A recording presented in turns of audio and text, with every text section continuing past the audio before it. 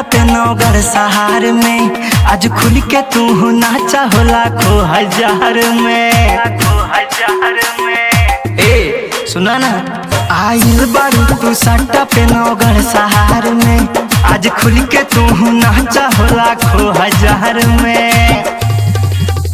सुनाए दिल रूबा तोर नसीली यादा, सुनाए दिल रूबा तोर नसीली यादा, तोहके देखी के बुढ़ाओ भी होले फीदा।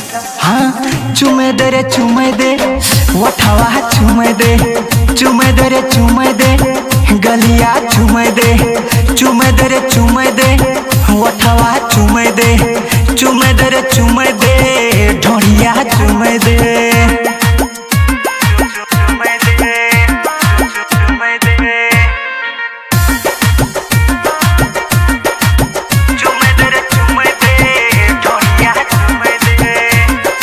आज बीक जइबे तै नमरी के जोर पे, कमर ही लहिबे जतने जोर जोर से।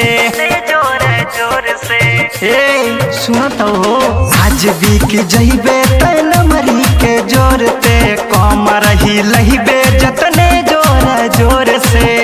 अरे हिला तोर जवानी जहार सब पे ढावे कहार, तोर जवानी जहार सब पे ढावे कहार। आज बाड़ू रसी आइल सबके खुश कह के जा। हाँ चुमे दे रे चुमे दे वठवा चुमे दे, चुमे दे रे चुमे दे ढोड़िया चुमे दे, चुमे दे रे चुमे दे वठवा चुमे दे, चुमे दे रे चुमे दे ढोड़िया चुमे दे।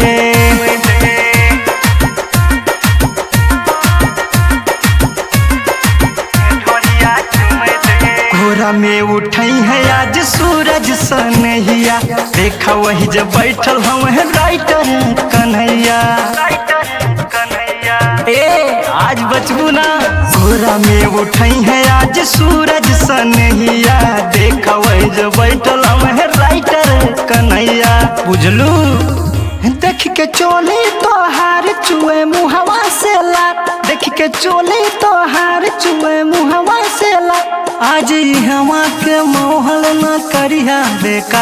हाँ चुमे दे रे चुमे दे पठवा चुमे दे, चुमे दे रे चुमे दे गलिया चुमे दे, चुमे दे रे चुमे दे वठवा चुमे दे, चुमे दे रे चुमे दे गलिया चुमे दे।